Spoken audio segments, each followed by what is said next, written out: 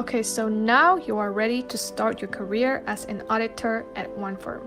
You have your bachelor degree, you got accepted at a company and are ready to start your dream career. But there is one thing that you may hear a lot about: codes of ethics.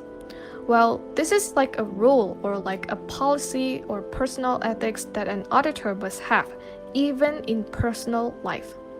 But what exactly is ACCA codes of ethics?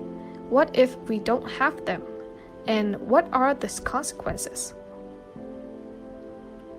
First, what is ACCA? I believe that most financial, accounting, and auditing students might have heard about this term, but if you don't worry, this video will help you get some idea about it. So, ACCA is basically stands for the Association of Chartered Certified Accountants. It is a global professional accounting body offering the Chartered Certified Accountants qualifications.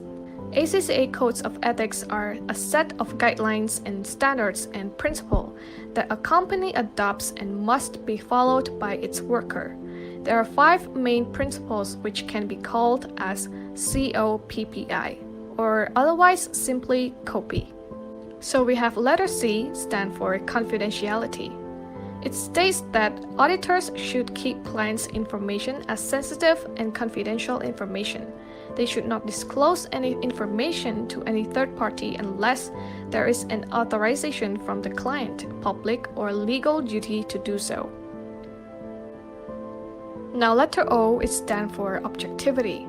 Members are not allowed to have any bias, conflict of interest, or under influence of others to override the professional judgment. Now letter P is stand for professional behavior. It states that members of the ACCA shall not do anything to discredit the profession and have to act accordingly to the relevant law and regulations. Next is professional competence and due care. Auditors have to maintain their professional knowledge at a required level. Moreover, they have to act diligently and according to the applicable and technical standards. And lastly, letter I, for integrity. Auditors has to stay honest and straightforward throughout all professional and business relationships. But what if an auditor does not have them? If an auditor does not have them, they would be biased in the favor of the client and therefore cannot be objective. Additionally, there will be some threats occurred, such as self-interest threat occurs when an accountant or an auditor may be biased on an account of financial or personal or any other interest in the client. Self-review threat occurs when an auditor is assigned the task of auditing their own work or the work of a colleague.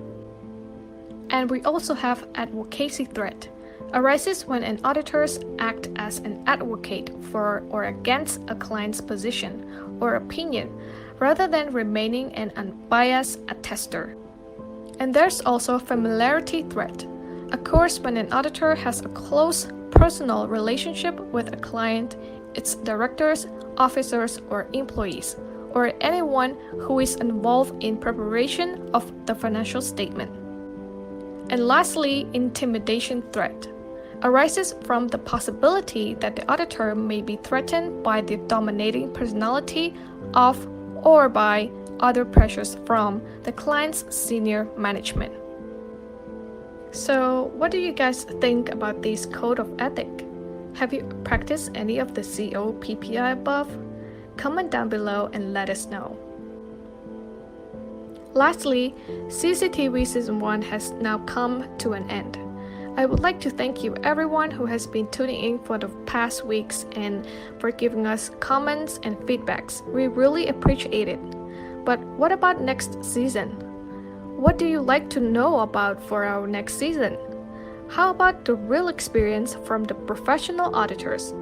How do you guys think about that? Well, that's another story for CCTV. See you next season.